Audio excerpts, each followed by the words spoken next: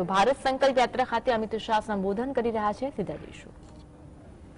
ગેસનું સિલિન્ડર હોય, શૌચાલય જાજરૂ ઘરમાં જ બનેલું હોય, 5 લાખ સુધીની બધી જ દવાઓ, ઓપરેશનો અને હોસ્પિટલાઇઝેશન મફત થતું હોય અને ભગવાને જેને નબળી સ્થિતિ આપી હોય એ દરેક માણસને મહિને 5 કિલો ઘઉં ચોખા મળે એવી વ્યવસ્થા કરવી, એનાથી મોટું કામ કોઈ જ કામ નથી। નરેન્દ્રભાઈએ, મોદી સાહેબે આ બધું જ 9 વર્ષની અંદર પૂરું કર્યું। કરોડો બહેનો, ગરીબ બહેનોના ઘરમાં ગેસના સિલિન્ડર મૂકે કલ્પના નતા કરી શકતા। 4 કરોડથી વધારે ગરીબોને આવાસ આપ્યા। દરેક ઘરમાં જાજરૂ બનાવવાનું કામ કર્યું। દરેક ઘરની અંદર ગુજરાતમાં સાણંદ તાલુકામાં બધાના ઘરમાં ચકલીથી પાણી પહોંચાડવાનું કામ નરેન્દ્ર મોદી સરકારે પૂરું કર્યું। દરેક ગામને રોડથી જોડવાનું કામ કર્યું। દરેક ઘરમાં વીજળી પહોંચાડી દીધી। દરેક ઘરમાં બેંક એકાઉન્ટ પહોંચાડ્યું અને દરેક ગરીબને 5 કિલો અનાજ દર મહિને મળે એવી વ્યવસ્થા કરી। ચાંગોદરવાલા, મને જરા બધા કહેજો, કોરોનાની 2 રસીઓ લાગી છે કે નથી લાગી? ભાઈ જરા જો બોલો તો હાથ ઊંચા કરો, લાગી હોય ને। બધાને કોરોનાની 2 રસીઓ મળી ગઈ છે ને? કોઈ પાંચિયાનો ખર્ચો કરવો પડે છે? જરા જોડો રૂપિયોને, હું તો પાંચ્યું કઉ છું લા, પાંચિયાનો ખર્ચો કરવો પડે છે? હવે તો પાંચ્યું મળતું એ નથી, પણ કરવો પડે છે। ઉપરથી કોફી પીવડાવીને મોબાઈલમાં સરસ નરેન્દ્રભાઈનો હસતા ફોટા જોડેનું સર્ટિફિકેટ વોટ્સએપ થી તમારા ઘરમાં મોકલી દીધું।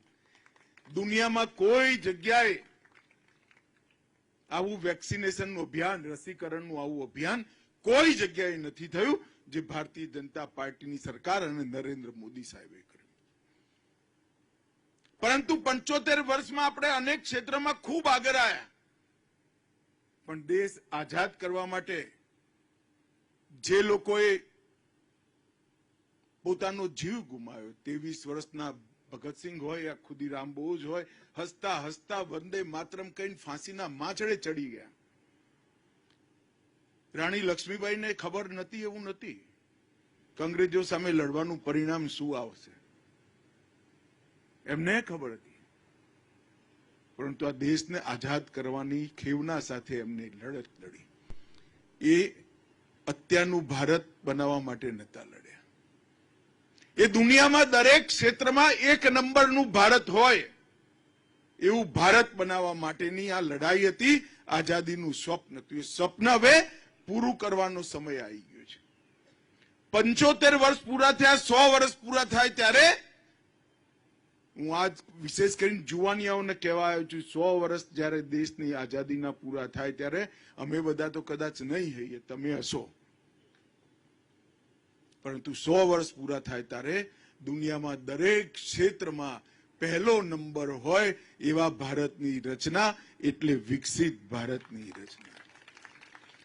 ભારતમાં કોઈ વ્યક્તિ એવો ના હોય જેના ઘરમાં ધુમાડો હોય, ટોયલેટ ના હોય, જાજરૂ ના હોય, દવા ના મળતી હોય, ખાવા ના મળતું હોય, એવો કોઈ વ્યક્તિ ના હોય, કોઈ અંગૂઠો ના લગાવવો પડે એવા ભારતની રચના, એટલે વિકસિત ભારતની રચના। અને વિકસિત ભારતની રચનાનો સંકલ્પ લેવાનો આ કાર્યક્રમ છે મિત્રો। હું અત્યારે અહીંયા આવતા પહેલા સ્ટોર પર આંટો મારીને આવ્યો, કેટલા કાર્ડ બન્યા છે, કેટલા બાકી છે। મોદી સાહેબનો આગ્રહ છે કે એક પણ વ્યક્તિ જે ગરીબ છે એને આયુષ્યમાન ભારત યોજનાનું 5 લાખનું કાર્ડ ના મળ્યું હોય એવું ના હોય। એક પણ વ્યક્તિ જે ગરીબ છે એના ઘરમાં પાણી ના પહોંચ્યું એવું ઘર ના હોય, અને એક પણ વ્યક્તિ એવો ના હોય કે જેના ઘરમાં ટોયલેટ ના બન્યું હોય, ગેસનું સિલિન્ડર ના હોય। સંપૂર્ણ કવરેજ, 100% કવરેજ, 100% સેચ્યુરેશન, 100% સંતુષ્ટ જનતા બનાવવાનું અભિયાન, એટલે વિકસિત ભારત સંકલ્પ યાત્રા છે। અત્યારે જેમ હું ચાંગોદરમાં આવ્યો છું એમ આ સંકલ્પ યાત્રા ભારતના દરેકે દરેક ગામમાં જવાની, અને આ જ રીતના સ્ટોર પર રજીસ્ટ્રેશન થવાના, કાર્ડ બનવાના, જે મળી ગયા છે એમને બરોબર ચાલે છે કે નહીં એની પૂછપરછ થશે, અને જે રહી ગયા છે એને કાર્ડ બનાવવાની કામગીરી પૂરી થશે. અત્યારે મારી જોડે આવતા હતા ત્યારે હું પૂછતો હતો અનાજ મળે છે બરોબર? બધાએ હા પાડી ભાઈ. હું આખા ચાંગોદર બેઠું છે, ગરીબોને 5 કિલોનું જેની જોડે કાર્ડ હોય, રેશન કાર્ડ હોય, એને અનાજ મળી જાય છે કે નહીં ભાઈ? ટાઈમસર જરા બોલો તો. મળે છે કે નથી મળતું?